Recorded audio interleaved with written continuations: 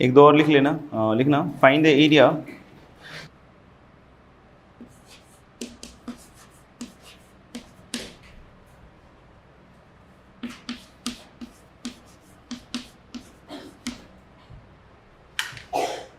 find the area bounded by the parabola y equal to x square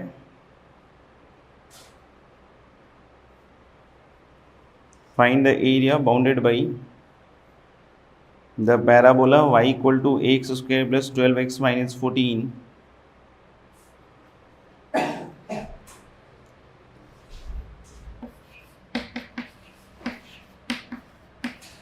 and the straight line.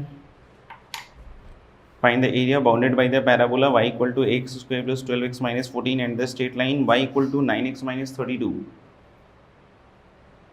The straight line y equal to 9x minus 32. आगे लिखेंगे if the tangent drawn to the parabola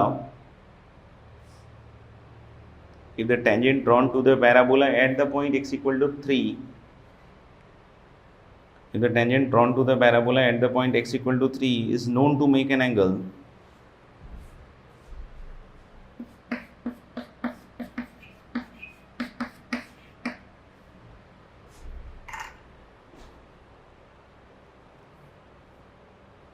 if the tangent drawn to the parabola at the point x equal to 3 is known to make an angle pi minus tan inverse x with x axis, pi minus tan inverse x with x axis. ठीक है, next लिखना find the value of a,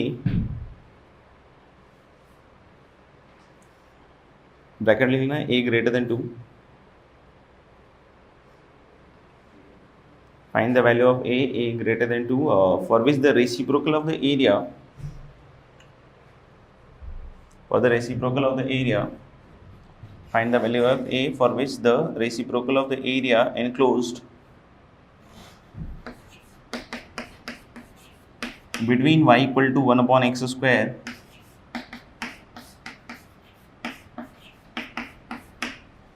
y equal to 1 upon 4 into x minus 1,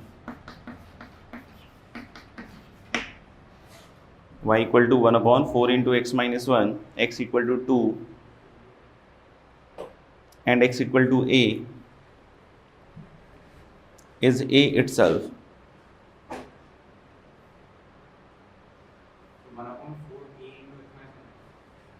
y equal to 1 by x square, y equal to 1 upon लिखा हुआ है 4 into x minus 1, x equal to 2 and x equal to a is a itself. ठीक है, बाकी sheet में तो मिल ही जाएगा, तो इसलिए वहाँ भी होना कर ही सकते हैं अपन. आगे लिख रहे हैं हेडिंग,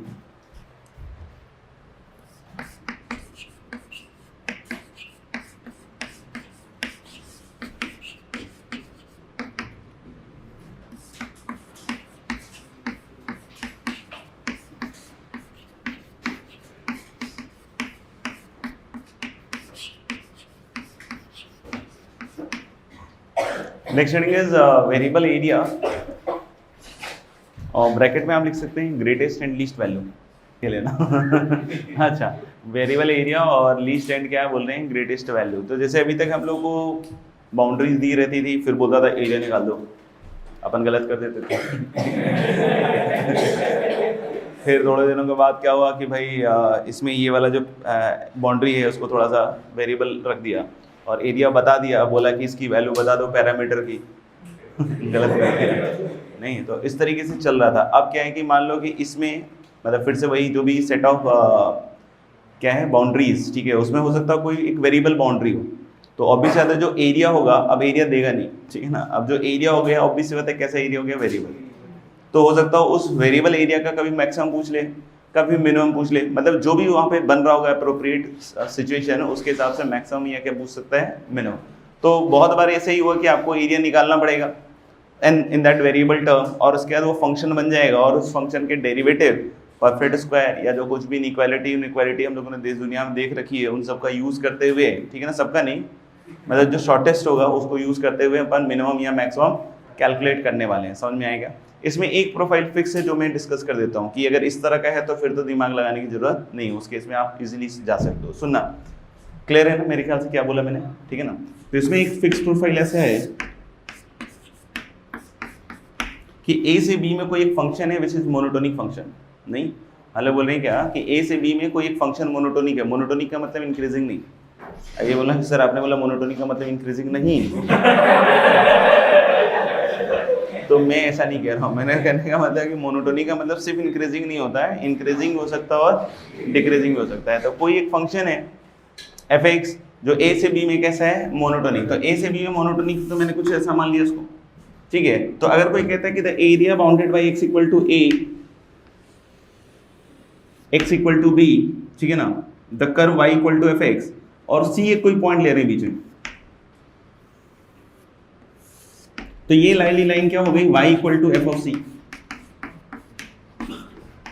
ये कर मैंने क्या लिया, y equal to F X. तो अगर हम लोग बोले कि c is suppose a point in open interval a to b, तो पहले तो कर्व के ऊपर रिस्ट्रिक्शन क्या है कि दिस शुड बी मोनोटोनिक। तो एक केस ले लिया मैंने कि इंक्रीजिंग वाला, ठीक है ना, डिक्रीजिंग भी हो सकता है, ठीक है। तो बोला कि the area bounded by the ordinates x equal to a, x equal to b, the curve y equal to F X, और ये जो लाइन है कौन सी, y equal to F C, ठीक है। तो what is this area, this is this, ये शेडेड रीजन। तो बोल रहा है क्या कि ये एरिया मिनिमम कब होगा, जब c की वैल्यू होगी a plus B by two. नहीं, हम लोग बोलेंगे ये एरिया मिनिमम कब होगा, जब c की वैल्यू किसके बराबर होगी, a plus B by two. तो लिख सकते हैं आप, if y equal to fx is monotonic, if y equal to fx is monotonic function,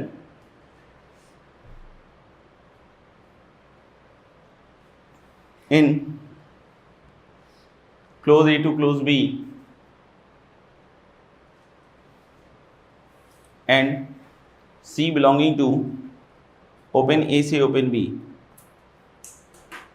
then the area bounded by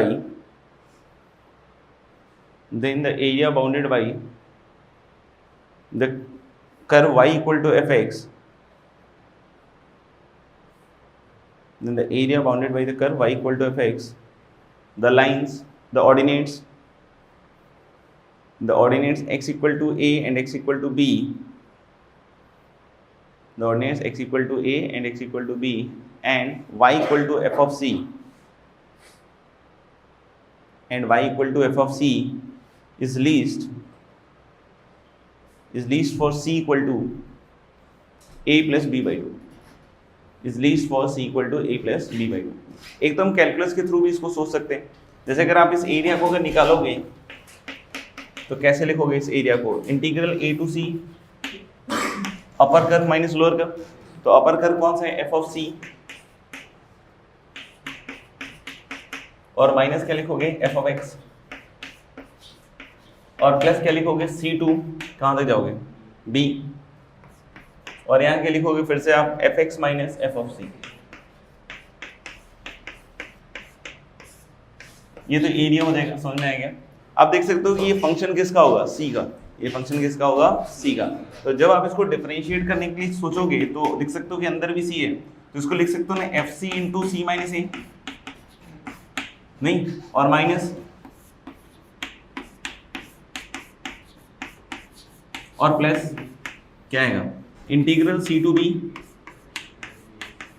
और minus F of C into, ये बनेगा। अब इसके आगे तुम इसको डिफरेंशिएट करके लिख सकते हो कि डी ए अपॉन डी सी, नहीं, क्या लिख सकते हो, डी ए अपॉन डी सी। तो इसमें देखा आएगा एफ डैश सी, नहीं, फिर क्या आएगा आपके पास F of C, C minus A का कितना हो जाएगा 1, ये कितना देगा, minus of F of C Leibniz, और प्लस क्या देगा, सॉरी माइनस फिर से क्या देगा, एफ ऑफ सी, क्योंकि सी इस बार नीचे, और उधर फिर से क्या हो जाएगा, माइनस एफ ऑफ सी, ठीक है, क्योंकि बी माइनस सी का कुछ गड़बड़ हो गया क्या,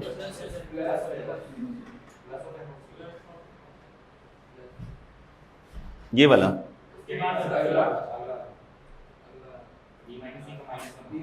हाँ, बी माइनस सी का -1 होगा तो ये प्लस एफ ऑफ सी होगा, और फिर कितना हो जाएगा, माइनस एफ डैश सी, ये चारों टर्म गया, अंदर क्या बचेगा, एफ डैश सी, और इंटू सी माइनस ए और माइनस बी प्लस सी, तो कितना हो जाएगा 2c, यही आएगा सर। अब आप देख सकते हो कि ये जो भी dA/dC आया, ठीक है ना, तो f' तो या तो पॉजिटिव होगा या नेगेटिव होगा। नहीं समझ में, f' या तो क्या होगा पॉजिटिव या तो क्या होगा नेगेटिव। तो साइन तो सिर्फ c = a+b/2 पे ही चेंज करेगा। साइन किस पे चेंज करेगा? c = a+b/2। जैसे कि अगर आपने अभी लिखा है तो उसमें f' पॉजिटिव मान रखा है, तो ऑब्वियस सी बात है कि a+b/2 के आगे ये एक्सप्रेशन पॉजिटिव रहेगा और a+b/2 के पीछे ये एक्सप्रेशन कैसा होगा? नेगेटिव। तो ओवरऑल हम लोग बोल सकते हैं ना कि c = a+b/2 के आगे इंक्रीज कर रहे हैं और इधर डिक्रीज कर रहे हैं, तो लीस्ट कहाँ पे आएगा? c = a+b/2, ठीक है। अगर मान लो कि फंक्शन डिक्रीजिंग होता तो ये ऐसे पलट जाता, तो यहाँ दोनों जगह उल्टा हो जाता है, मतलब वो हो जाता फिर से fx - fc और वो भी उधर वाला हो जाता है fc - fx। तो दिख रहा है कि पूरे में एक माइनस साइन बाहर आ जाता है, तो -f' हो जाता है। तो अब -f' भी कैसा होगा? पॉजिटिव। समझ में आएगा? तो फिर सेम तरीके का बिहेवियर आ जाएगा। तो यानी c = क्या हो जाएगा? a+b। अगर किसी को लग रहा है कि नहीं सर किसी पॉइंट पे f' 0 हो गया, ऐसा हो सकता है ना, जैसे अभी मैंने तो बोला कि f' क्या हो गया? > 0। तो हम लोग बोल सकते हैं ना कि अगर इंक्रीजिंग की बात कर रहे हैं, ठीक है ना, किसकी बात कर रहे हैं? इंक्रीजिंग। तो अगर किसी पॉइंट पे 0 अगर होता भी है तो उसके आजू बाजू तो कैसा होगा? वो पॉजिटिव ही होगा, मतलब साइन नहीं समझना, साइन तो चेंज नहीं होगा ना। तो मेरे ख्याल से ये समझ में आ गया होगा कि c = a+b/2 पे कैसा रहेगा? मिनिमम।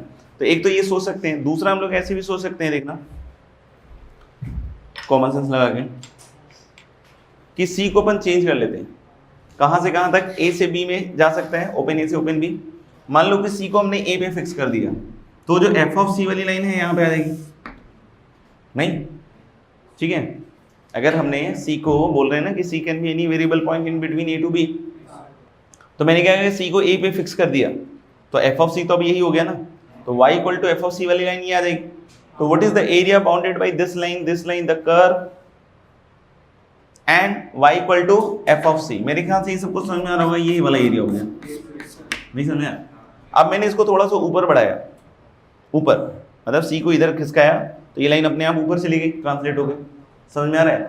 तो अब आप देख सकते हो कि जो एरिया अभी मैंने बनाया था दिस प्लस दिस था, यानी कि जो ओरिजिनल एरिया था उसमें ये वाला एरिया कम हुआ, दिख रहा है येलो वाला, और ये वाला एरिया क्या हुआ? बड़ा। तो ओवरऑल एरिया कम हुआ या बड़ा? कम हुआ। यानी कि हम लोग बोल रहे हैं जब यहाँ पे था c = a था तो एरिया बहुत बड़ा था, और उसके बाद जैसे ही हम इसको c को इधर की साइड ले जा रहे हैं तो एरिया क्या हो रहा है? कम। फिर अगर आप फाइनल पोजीशन देखना, फाइनल में अगर कोई कहता है कि ऑब्वियस सी बात है कि b और c सेम कर दिया मैंने, तो ये f(c) वाली लाइन होगी, तो the ordinates f(c) and the curve कौन सा एरिया होगा? यहाँ से ये वाला। समझ में आ गया? फिर इसको आपने नीचे ले आए, नहीं मान लो कि इसको क्या ले आए? नीचे। तो जैसे इसको नीचे लाओगे तो ये फिर से सोचना कि एरिया कम हुआ या ज्यादा हुआ। जैसे मान लो फिर से हम लोग यहाँ पे लेकर आ गए, समझ में आ रहा है? तो अब अगर कोई पूछ रहा है कि एरिया कमा या ज्यादा हुआ, तो सुनना ध्यान से, तो हम लोग बोल सकते हैं ये पूरा पोर्शन तो गया ना, और सिर्फ ये वाला आया उसके कोरस्पॉन्डिंग। समझ में आ रहा है क्या? यानी फिर से एरिया क्या हुआ? कम। यानी कि इस तरह का फील है कि इधर इधर एक्सट्रीम्स पे तो वैल्यू एरिया की बड़ी है और दोनों साइड से क्या हो रहा है? कम। तो यानी कि कहीं ना कहीं बीच में जाके क्या हो रहा होगा? मिनिमम। तो हम लोग मान लेते हैं कि अगर मान लो यही लाइन है जो मिनिमम हो रहा होगा, सपोज कर लेते हैं यही वाली लाइन है जहाँ पे क्या हो रहा होगा? मिनिमम। तो जहाँ मिनिमम होगा वहाँ रेट ऑफ चेंज 0 होगा, नहीं जहाँ मिनिमम होगा वहाँ पे रेट ऑफ चेंज क्या होगा? 0। तो मैं इसको हल्का सा ऊपर नीचे मूव करा रहा हूँ, मतलब समझ रहे हैं ना कि डेल्टा एक्स, ठीक है ना। तो अगर डेल्टा एक्स ऊपर नीचे मूव करा रहे हो तो मान लो कि ये चेंज हम लोगों ने किया, ये चेंज कितना है? मान लो डेल्टा एक्स। ये समझ में आ रहा है? ये चेंज कितना है? Delta x. और अगर ये डेल्टा एक्स जैसे इतना दिख रहा है, दिखने वाले को डेल्टा एक्स नहीं कहते, ना दिखे वो वाला है, ठीक है ना। तो अगर हम लोग बोले ये डेल्टा एक्स चेंज है, समझ में आ रहा है क्या? तो ऑब्वियसली जब ये बहुत छोटा होगा तो ये तो बिल्कुल आप एक वर्टिकल लाइन की तरह ट्रीट कर सकते हो, नहीं समझ में आया? ये वाला जो लाइन है, जब इसको बिल्कुल आप सोचो ना, बिल्कुल इसको क्लोज कर लो तो आपको एक ऐसा दिखेगा कि बिल्कुल ये वर्टिकल लाइन टाइप की फील देगा। समझ में आएगा? अगर मैं इधर से इधर का लेंथ r1 मानूं, इधर r2 मानूं, तो व्हाट इज द चेंज? देखना ध्यान से, समझ में आ रहा है क्या बोल रहा हूँ? तो ये वाला जो है ये क्या हुआ? बढ़ा, और ये वाला क्या हुआ? कम। तो हम लोग बोल रहे हैं कि plus r1 into delta x minus r2 delta x, यही हुआ ना रेट ऑफ चेंज। तो हेलो इसकी वैल्यू क्या होनी चाहिए? तो यानी कि डेल्टा एक्स तो नॉन जीरो क्वांटिटी है, तो r1 इक्वल टू क्या होगा? r2। मतलब वो ऐसा पॉइंट होगा जो इधर और इधर से क्या होगा, इक्विडिस्टेंट, यानी कि वो बीचों बीच का पॉइंट होगा, that is C equal to A plus B by two. लिख लें।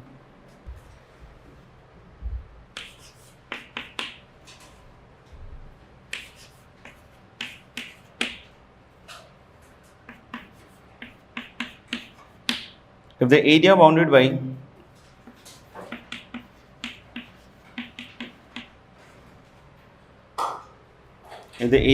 by y equal to x cube upon 3, if the area bounded by y equal to x cube upon 3 minus x square plus a, and the straight lines x equal to 0, x equal to 2, and the x axis is minimum, x equal to 0, x equal to 2, and the x axis minimum, then find the value of a. X equal to 0, x equal to 2, and the x axis minimum, then find the value of a. वैसे तो हम लोग नहीं इस सवाल में directly इस जो भी स्टेटमेंट उसको अप्लाई कर सकते हैं, क्योंकि जब आप इसका dy बाई dx निकालोगे एक्स स्क्वायर माइनस क्या आएगा 2x, तो आप देख सकते हो कि जो एरिया निकालना है वो किसके बीच का है, 0 से 2 के बीच का है। और f डैश x का अगर ये साइन चेंज है तो 0 से 2 में मोनोटोनिक तो हो ही गया। अगर मोनोटोनिक हो गया तो इस बार हमारे को एरिया किसका बोल रहा है, y equal to F X, x equal to 0, x equal to 2, and x axis मतलब y इक्वल टू 0। तो हम लोग जो स्टेटमेंट पढ़ रहे थे उसमें भी a से b में मोनोटोनिक था, इसमें भी 0 से 2 में मोनोटोनिक है, बस इसमें फ़र्क क्या है कि वहाँ fc था, यहाँ y इक्वल टू 0 दिया हुआ है। समझ में आ गया? तो कर्व चेंज है इसमें, मतलब कर्व चेंज मतलब कर्व वेरिएबल है, ठीक है ना। वो जो लाइन की जगह इसमें वेरिएबल कौन सा है, curve.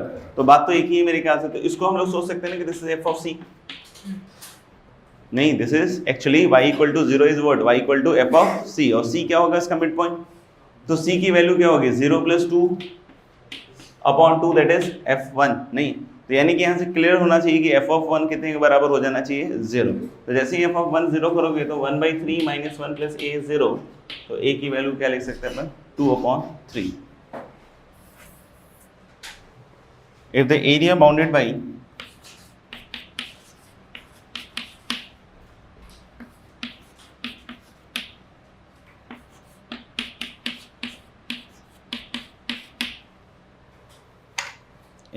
bounded by y equal to x square plus 2x minus 3, if the area bounded by y equal to x square plus 2x minus 3 and y equal to kx plus 1 is least,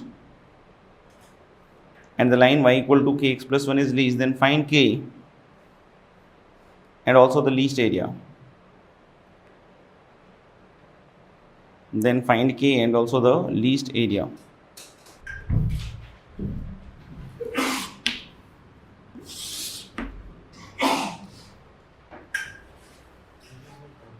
-3 और 1 शायद पहले वाले का नहीं, roots -3 और 1।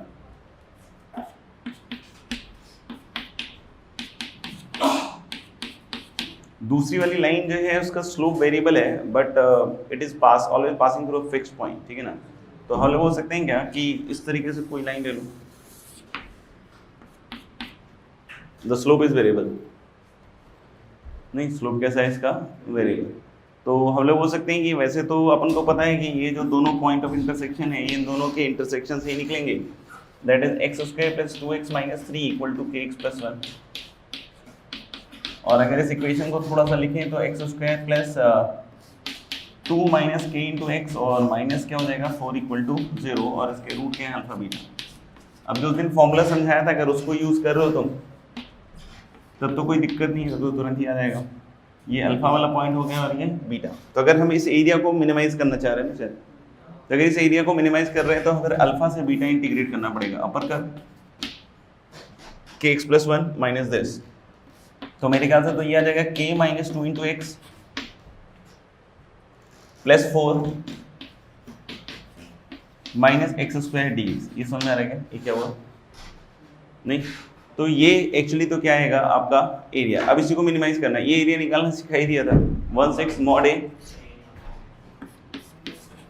नहीं mod A मतलब 1 हो गया, नहीं एरिया लिख रहे हैं ना, mod A क्या हो गया 1, और modulus of alpha minus beta का होल क्यूब, तो मॉडुलस अल्फा माइनस बीटा मतलब डिफरेंस ऑफ रूट, तो that is root d upon a तो 1 ही है मेरे ख्याल से, -1 है तो उसका मॉड लगाओगे तो 1 ही होगा, तो हम लोग बोलते हैं रूट डी अपॉन ए, तो ए 1 टाइप का हो गया, तो मेरे ख्याल से रूट डी की पावर 3, तो डी की पावर 3/2,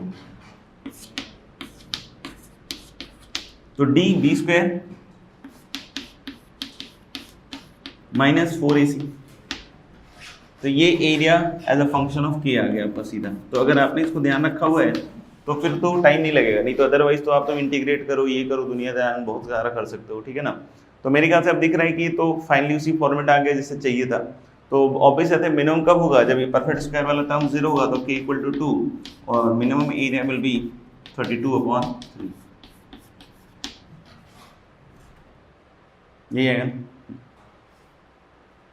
बाकी वो वाला भी कर सकते हैं इसमें, स्लाइड करने वाला, कि मतलब उस पॉइंट के अबाउट थोड़ा ऊपर नीचे करोगे, ठीक है, एक्सट्रीम पे देख सकते हो इन्फिनिटी जाएगा, जैसे मान लो कि इसका स्लोप हम घुमाते घुमाते यहाँ ले जाएं तो इन्फिनिटी हो जाएगा, नहीं, और इससे इधर कम करते जाओगे, और फिर जैसे ही कम करते जाओगे फिर ऐसे जाएगा, और फिर जैसे ही घूम के फिर इधर होएगा तो फिर से एरिया कहाँ चला जाएगा, इन्फिनिटी, मतलब के की वैल्यू -∞ से इन्फिनिटी घुमाओगे तो एरिया भी इन्फिनिटी टू इन्फिनिटी जा रहा है, समझ में आएगा।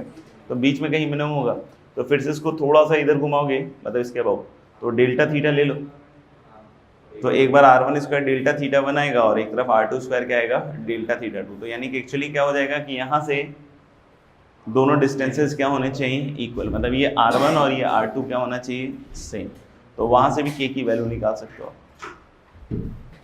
और कुछ आगे बढ़े, नेक्स्ट हेडिंग लिखिएगा, average value of a function, क्या लिखा, average value of a function.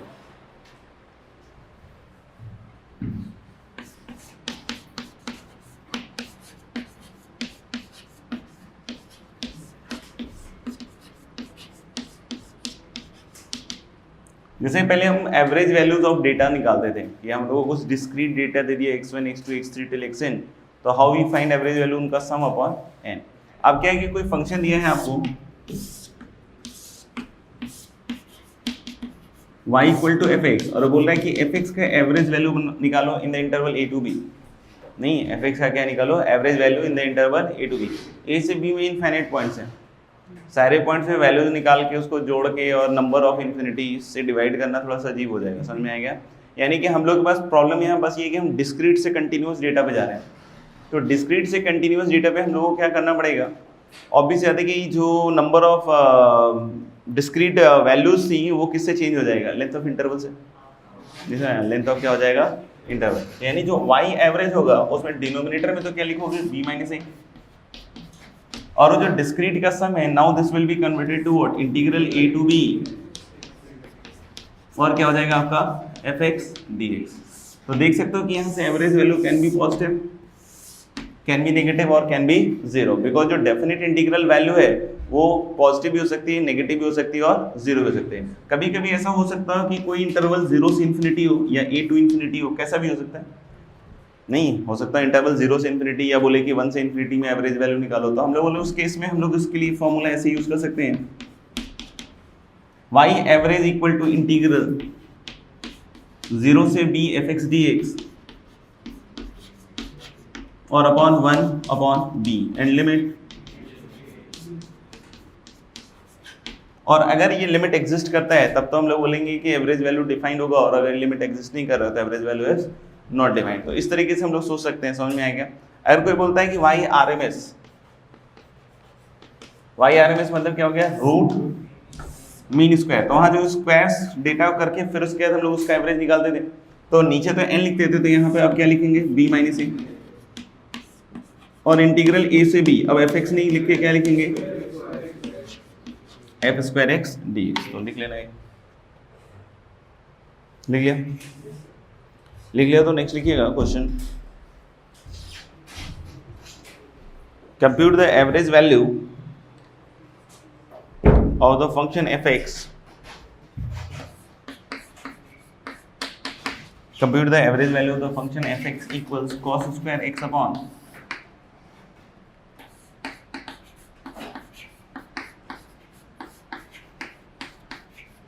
cos square x upon sin square x plus 4 cos square x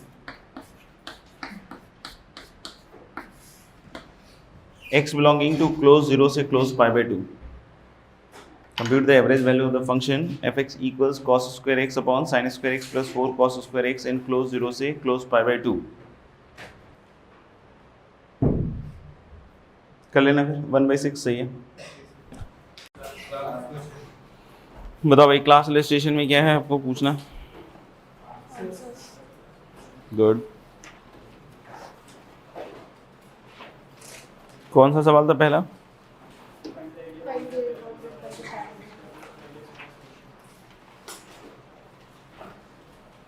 tan pi minus pi. इसमें क्या निकालना है अपन को. एरिया निकालना है क्या. तो निकाल ही देता. नहीं निकाला. 125/2 125/2 पूछना किसी को. और उसके बाद a निकालना शायद e स्क्वायर प्लस 1. हाँ e स्क्वायर प्लस 1 ही बोलो. और क्या है. हो गया. वेरिएबल एरिया वाला कर ही लिया था अपन ने. एवरेज वैल्यू बता दिया था. 1/6 बताना किसी को. नेक्स्ट चाहो तो लिखना एक find the average length of the chord, length of all vertical chords of the hyperbola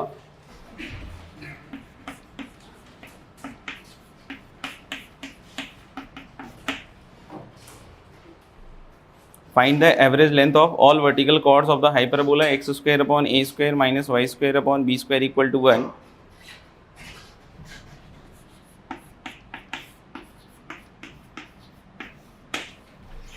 Find the average length of all vertical chords of the hyperbola x square upon a square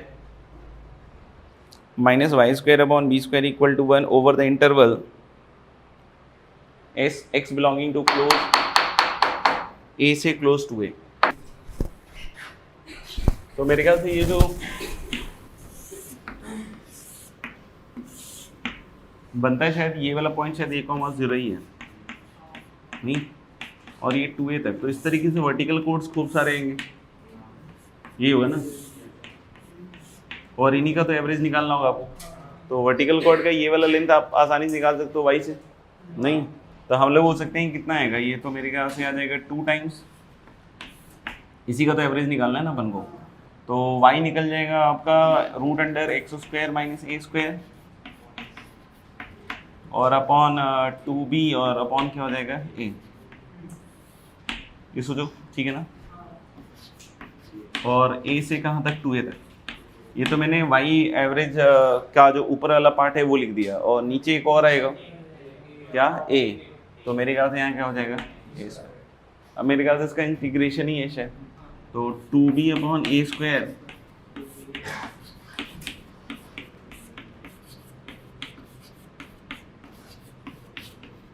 ऐसे ही आता ना.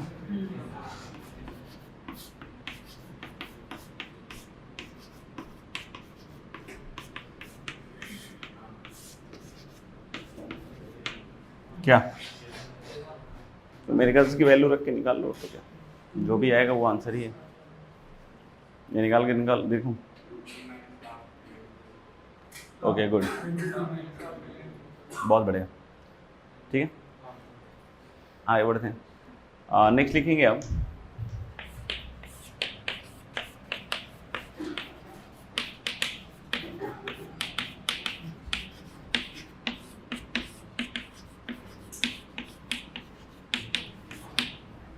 Determination of function. Determination of function. वैसे इस तरह के article हम पहले definite में इन सब जगहों पे भी देख रखा है. डिटर्मिनेशन ऑफ फंक्शन मतलब कोई अननोन बाउंड्री होगा, कुछ इक्वेशन बनेगा या तो डिफरेंशिएट करना पड़ेगा या कुछ भी ऐसी चीज़ हो रही होगी तो आपको क्या निकालना है उसमें कुल मिला के फंक्शन. एक हमने देखा भी था जब हम डेफिनेट इंटीग्रेशन में प्रूव कर रहे थे एरिया अंडर द कर्व वाला, तो एक डिफरेंशियल इक्वेशन वहाँ बना था, d A upon d x equal to F x, नहीं d upon d x equal to y बोल लो या d upon d x equal to F x, जहाँ ए क्या था आपका एरिया फंक्शन। तो अपन ने ये भी देखा हुआ है कि जो एरिया फंक्शन का डेरिवेटिव होता है दैट इज वाई इटसेल्फ, और इसमें बस एक चीज़ का ध्यान रखना होता है कि वो जो फंक्शन एफ एक्स है वो कैसा होता है, पॉजिटिव, क्योंकि हम लोगों ने फंक्शन को क्या ले रखा था, पॉजिटिव। और एक इनिशियल कंडीशन और था कि x इक्वल टू ए पे एरिया की वैल्यू क्या आई थी, 0, नहीं x इक्वल टू ए पे एरिया की वैल्यू क्या आई थी, 0। तो एक ये भी चाहो तो लिख लो खुद से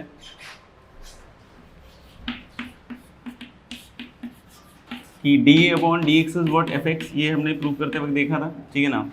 दूसरी बात थी क्या कि जो एरिया था एट x इक्वल टू ए वो क्या था, 0, और एफ एक्स इसमें क्या था आपका, positive.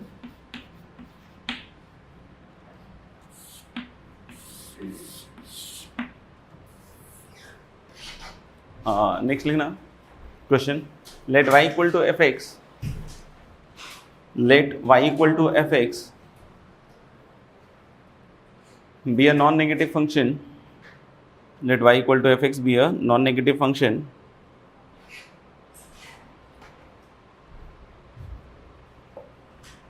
and area from 0 to x is given by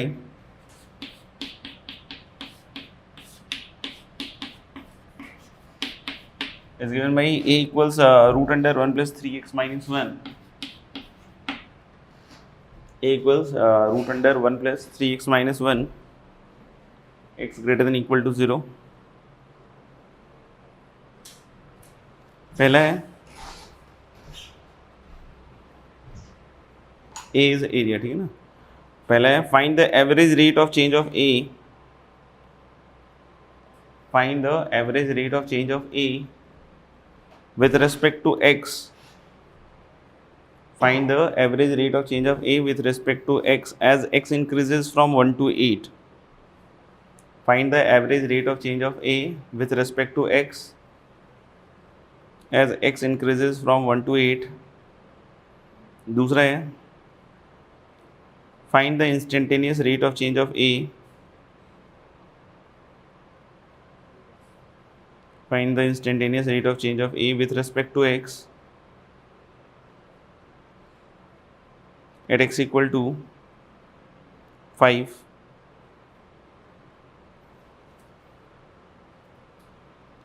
और तीसरा है find the average value of the ordinate y,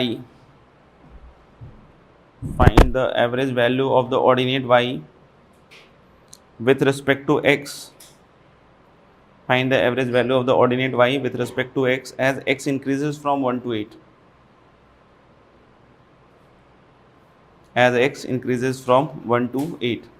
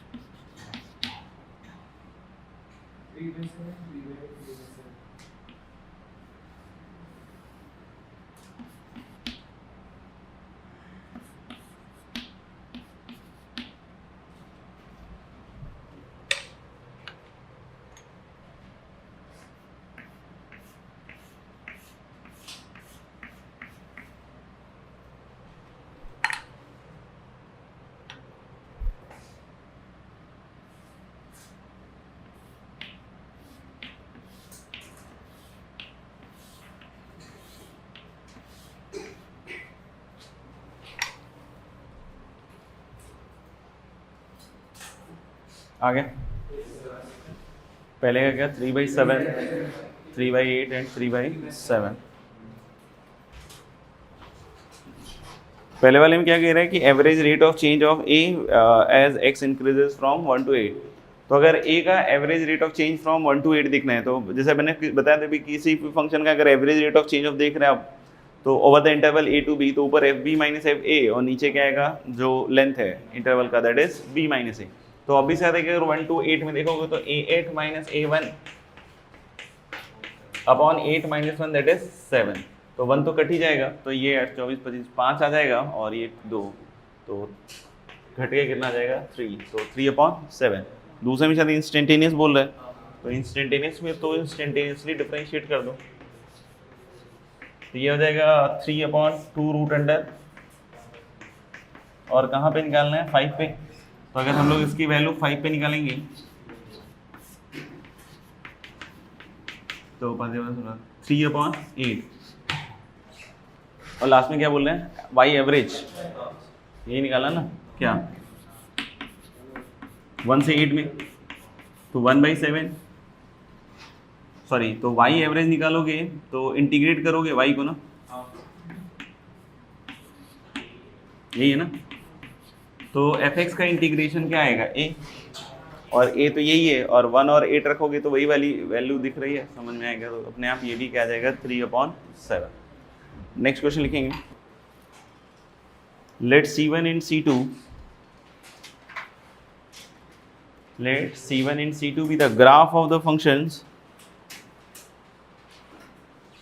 let C1 and C2 be the graphs of the functions y equal to x square, let C1 and C2 be the graphs of the functions y equal to x square and y equal to 2x respectively. Let C1 and C2 be the graphs of the function y equal to x square and y equal to 2x respectively. आगे लिखना, let C3 be the graph of the function y equal to fx, let C3 be the graph of the function, let C3 be the graph of the function y equal to fx, x belonging to close 0 to close 1, let C3 be the graph of the function y equal to fx, bracket लिखना है x belonging to close 0 to close 1,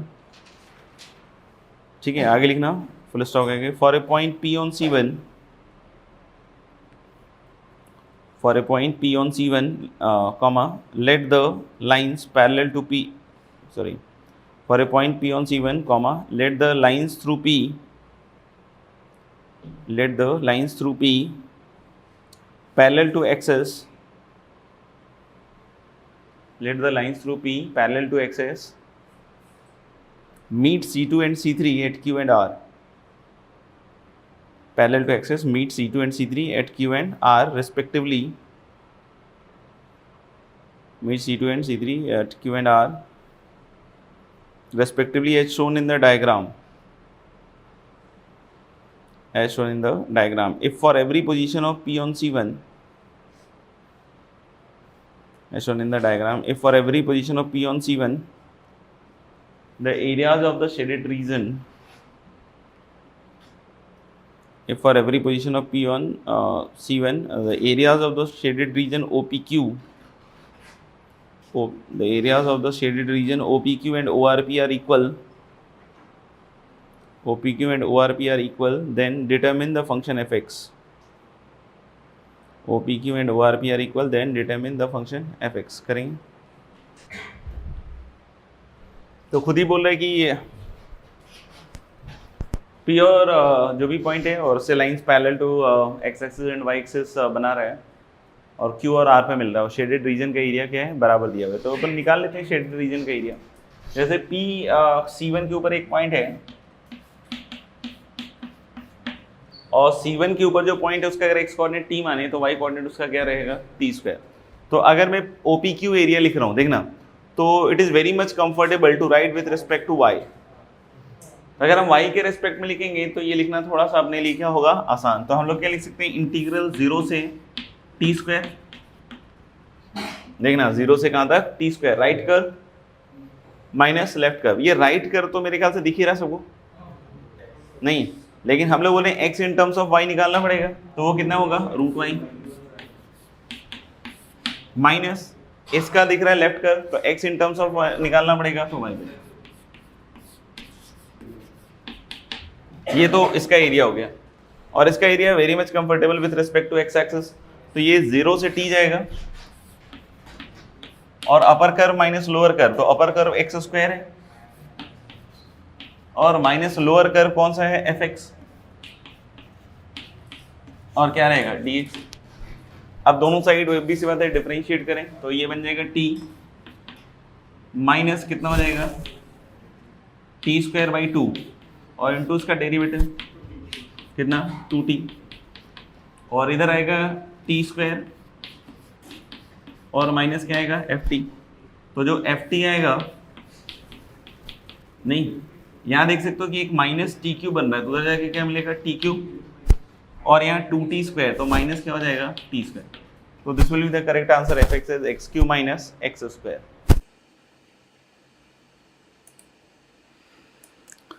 hello everyone, कुछ class में कुछ questions थे, like पहला था शायद y equal to x square plus 12x minus 14 and y equal to 9x plus minus 32, और स्लोप दिया हुआ था pi minus tan inverse x at x equal to 3। तो dy बाई dx निकाल लीजिए, 2x प्लस 12 आएगा, और 6a plus 12 equal to minus 6, यहाँ से निकल जाएगा ना slope tan of pi minus tan inverse x, that is minus 6। तो a की वैल्यू क्या आ जाएगी -3, a -3 आ जाएगा। तो आप देख सकते हो कि इस पैराबोला में अगर आप y equal to minus a equal to -3 रखोगे तो ये कुछ इस तरह का पैराबोला बन जाएगा जो यहाँ बन के दिखाया गया है, और इस पैराबोला को 9x माइनस 32 के साथ आप सॉल्व कर लीजिए द गिवन लाइन, और रूट्स अल्फा बीटा मान लीजिए।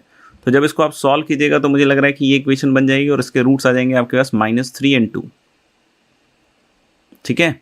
और -3 से लेके 2 तक हम इसको इंटीग्रेट करेंगे, अल्फा इक्वल टू -3 से और बीटा इक्वल टू 2 तक करेंगे, सही क्या। और फिर वही फार्मूला लगा देंगे 1/6 a times modulus of alpha minus beta का होल क्यूब। तो a हो गया 3 आपका, मॉडुलस लगा दिया है, और अल्फा माइनस बीटा इज 5, तो उसका क्यूब इज 125, तो 125/2। नेक्स्ट क्वेश्चन कुछ ऐसा था कि y equal to 1/x square था, y equal to 1/4 times x minus 1 था, x इक्वल टू 2 और x इक्वल टू a से बाउंडेड एरिया शायद कुछ बोल रहा था कि 1/a के बराबर है। तो देख लो, एक चीज़ इसमें बस ध्यान रखिएगा कि ये वाला ग्राफ जो है हमेशा ऊपर रहेगा 1/x स्क्वायर के, and it will be like this 1/4 times upper curve minus lower curve 1/a। अब बोलोगे सर हमेशा ऊपर कैसे रह रहा है, तो भाई ये टच कर रहा है, आप देखो ना इन दोनों को इक्वेट करोगे दोनों के y को, तो इससे रिपीटेड रूट आएगा, दैट इम्प्लाइज कि टच कर रहा है। और ये इस तरीके से, बाकी आप ऐसे भी हाइट का डिफरेंस देख लीजिए, परफेक्ट स्क्वायर बन रहा है।